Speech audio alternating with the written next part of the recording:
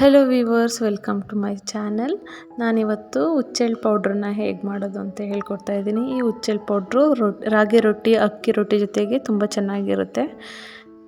ನಾನಿವಾಗ ಮೊದಲಿಗೆ ಹುಚ್ಚೆಳ್ಳನ್ನ ತೊಗೊಂಡಿದ್ದೀನಿ. ಹುಚ್ಚೆಳ್ಳನ್ನ ತೊಗೊಂಡು ಚೆನ್ನಾಗಿ 1 ಕಪ್ಪಷ್ಟು ಹುಚ್ಚೆಳ್ಳನ್ನ ತೊಗೊಂಡು ಚೆನ್ನಾಗಿ ಫ್ರೈ ಮಾಡ್ಕೊಳ್ತಾ ಇದ್ದೀನಿ. ಅದು ಸೀದೋಗ್ಬಿಡುತ್ತೆ. ಕಮ್ಮಿ ಫ್ಲೇಮಲ್ಲಿ ಪಾಪ್ ಆಗೋ ತನಕ ಚೆನ್ನಾಗಿ ಫ್ರೈ ಮಾಡ್ಕೊಳ್ಬೇಕು.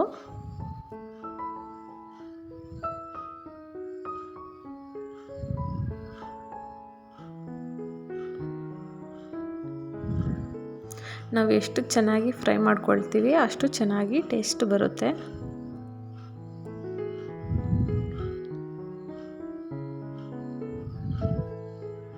ಇವಾಗೆಲ್ಲ ಪಾಪ್ ಆಗೋಕ್ಕೆ ಶುರುವಾಗಿದೆ ಹುಚ್ಚೆಳ್ಳು. ಹೈ ಫ್ಲೇಮಲ್ಲಿ ಹುರ್ಕೊಂಡ್ರೆ ಸೀದೋಗ್ಬಿಡುತ್ತೆ. ಅದು ಕಪ್ಪಗಿರೋದ್ರಿಂದ ಸೀದೋಗೋದು ಗೊತ್ತಾಗಲ್ಲ. ಹಾಗಾಗಿ ಲೋ ಫ್ಲೇಮಲ್ಲಿ ಹುರ್ಕೊಂಡ್ರೆ ಟೇಸ್ಟ್ ಚೆನ್ನಾಗಿ ಬರುತ್ತೆ.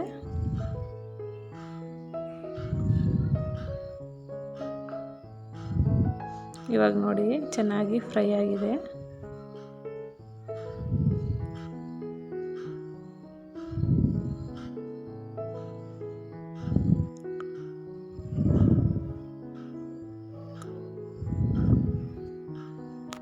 ಇವಾಗ ನಾನು ಅದನ್ನು ಒಂದು ಬೌಲಿಗೆ ಸಪ್ರೇಟಾಗಿ ಇಟ್ಕೊಳ್ತಾ ಇದ್ದೀನಿ ತಣ್ಣಗಾಗೋದಕ್ಕೆ. ಇವಾಗ ನಾನು ಒಂದು 6 ಒಣಮೆಣಸೆ ಹಣ್ಣನ್ನು ಚೆನ್ನಾಗಿ ಫ್ರೈ ಮಾಡ್ಕೋಬೇಕು. ಇದನ್ನು ಅಷ್ಟೇ ಲೋ ಫ್ಲೇಮಲ್ಲಿ ಫ್ರೈ ಮಾಡಿಕೊಂಡ್ರೆ ಸಾಕು.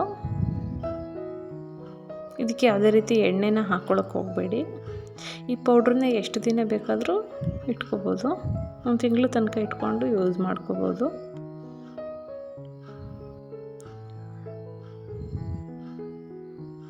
ಲೋ ಫ್ಲೇಮಲ್ಲಿ ಚೆನ್ನಾಗಿ ಹುರ್ಕೊಳ್ಬೇಕು.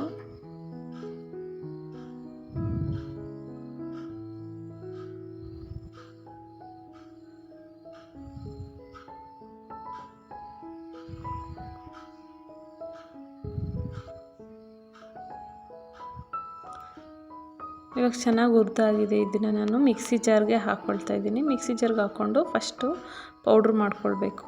ಆಮೇಲೆ ಹುಚ್ಚೆಳ್ಳು ಹಾಕ್ಕೊಂಡು ಒಂದು ರೌಂಡು ನೀಟಾಗಿ ಪೌಡ್ರ್ ಮಾಡ್ಕೋಬೇಕು.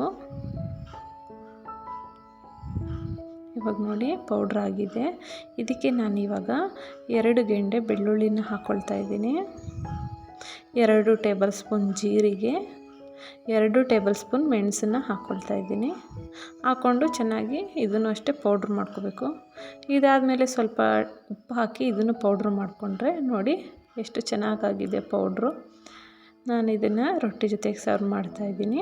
ರೊಟ್ಟಿ, ಮೊಸರು, ಹುಚ್ಚೆಳ್ಳು ಪುಡಿ, ಮೊಸರು ಜೊತೆ ಮಿಕ್ಸ್ ಮಾಡ್ಕೊಂಡು ತಿಂದರೆ ತುಂಬ ಟೇಸ್ಟಿಯಾಗಿರುತ್ತೆ. ನೀವು ಒಂದು ಸಲ ಟ್ರೈ ಮಾಡಿ ಹೇಗಿತ್ತು ಅಂತ ಕಮೆಂಟ್ ಮಾಡಿ ತಿಳಿಸಿ. ಈ ಪೌಡ್ರು ಅನ್ನ ಮತ್ತು ತುಪ್ಪ ಜೊತೆಗೂ ಚೆನ್ನಾಗಿರುತ್ತೆ.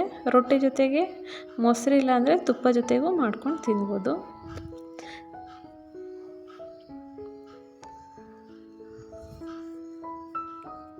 Thanks for watching.